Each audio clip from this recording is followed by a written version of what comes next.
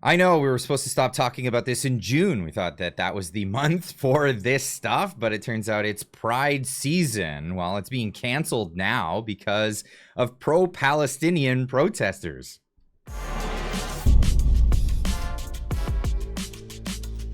Ladies and gents, welcome back. We've seen disruptions on our streets daily, it seems, here in Canada and as well as the West as a whole. And it looks like Donald Trump is making moves south of the border to, well, put an end to a lot of this stuff. Breaking, President Trump signs an executive order punishing people who burn the American flag with a 1-year jail sentence.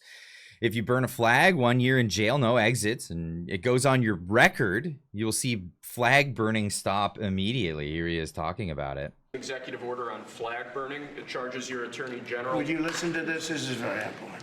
Flag burning. All over the country, they're burning flags. All over the world, they burn the American flag.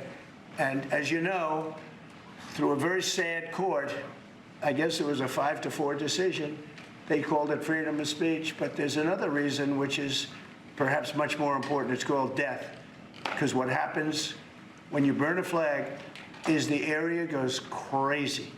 If you have hundreds of people, they go crazy. You could do other things. You can burn this piece of paper. You can, but when you burn the American flag, it incites riots. So that's the language he's using. It's incitement to riot when you burn an American flag, or any flag for that matter, really, is you're inciting people to get up and do really bad stuff. And that's the law that's going through with the executive order. Now, a Supreme Court did rule that it was protected speech. It's no longer the case. Charlie Kirk saying it should be illegal to burn a rainbow or a BLM flag in public, and based on the idea that it's an incitement to violence, incitement to riot. Well, here we are in Ottawa, and Pride Parade is canceled after a disruption by pro-Palestinian protesters, the ones that are famous for burning flags and doing all that stuff. They're really out there just spreading joy, aren't they? It's really a thing. Ottawa's annual Pride event was canceled Sunday after being disrupted by pro-Palestinian protesters, a group called Queers for Palestine, as Marty up north says when we do our podcast. And by the way, tune in tonight. We'll be doing our live broadcast, the Marty and Clyde show. He calls them, what was it, KFC, Chickens for KFC. Ottawa-led organized a rally to coincide with the Pride Parade, or perhaps take it over. This is not new news. In fact, this happened a number of years ago when Black Lives Matter was invited to the Toronto Pride event, and it turns out they just wanted to hijack it. Pride Toronto organizers invited the protest group Black Lives Matter to march as honored guests in this year's parade. Shut it down! Shut it down! About two-thirds of the way along the route, the invited protest group held a protest, a mid-intersection sit-in stopping the parade. They threatened to stay put until Pride Toronto organizers signed a list of demands that included excluding police force floats and booths from Pride. Yeah, excluding. It's so funny because the whole idea was it's supposed to include everybody, and now it's an exclusive event. It's funny. Way too funny, and it's happening all over the place. Here's an article, Jack posting this on X. Oh, Leslie Roberts, Pride can either stand up to pro-Palestinian hijackers or lose their funding. That's right.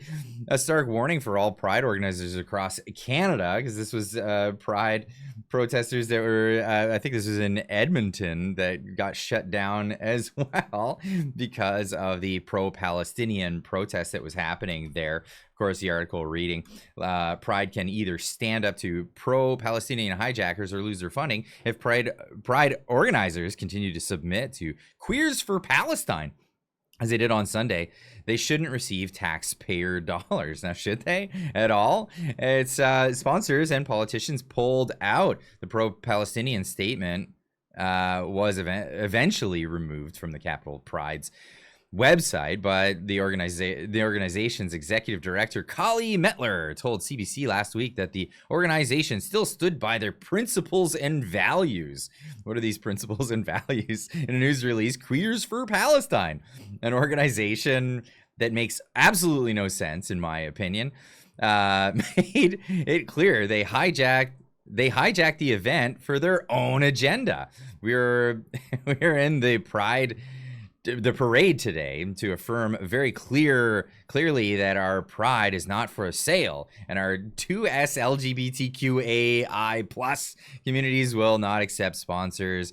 Blah blah blah blah. Who cares? What do people in Palestine actually think is the real question. So the Queers for Palestine, what do Palestinians think of your support? This is amazing, Jack, putting this one out there. This is what people who live in Palestine actually think of the Queers for Palestine. Let's have a look. جماعة في العالم اسمها بتدعم المثليين في فلسطين، شو رأيك فيهم؟ He against that totally. Why ليش؟ Why don't you need the support? هو عشان نكون واضح أكثر، هو بدعم المثليين برضه من ناحية سياسية، يعني بدعم فلسطين كقضية. بدعم بنفس الوقت بدعم فلسطين كقضية. He said our society is against that in general. being gay, just being gay, the just idea. being gay, yeah. It's good that there's people like this who support the Palestinian case, but at the same time it's like they are aware of like that these people will like damage the Palestinian reputation. Well, how do they damage the reputation? If they support Palestine is unacceptable. بفلسطين مش مقبول نهائيا. It's very unacceptable. ما بنستقبل هذه يعني مثل هاي الحالات بنحاربها. We don't like that and we are against it. Why? لأنه مسيئة للإسلام ومسيئة لعاداتنا وتقاليدنا. Against the Islam and the traditions and customs. وعادة مش منيحة نهائيا يعني هاي. It's not healthy. حتى أولادنا يتعلموها. Even our children to learn it from them.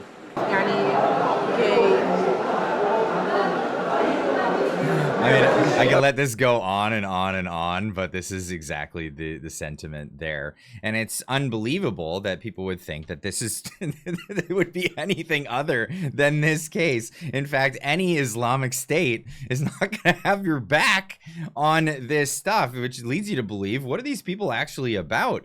Well, what are these people actually about? Well, it's really just about control. It's really about taking over and hijacking one thing or another. Most of these people aren't actually Palestinian wearing the keffiyehs.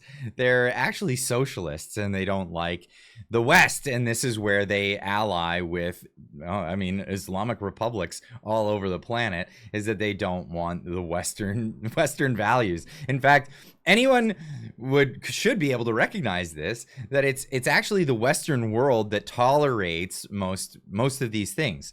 Being gay or having pride or whatever this stuff is, most of it's tolerated because it's the system of values of just letting people be. Liberty, the idea of liberty, you can have your liberty, just don't bother me. Well, this is the problem.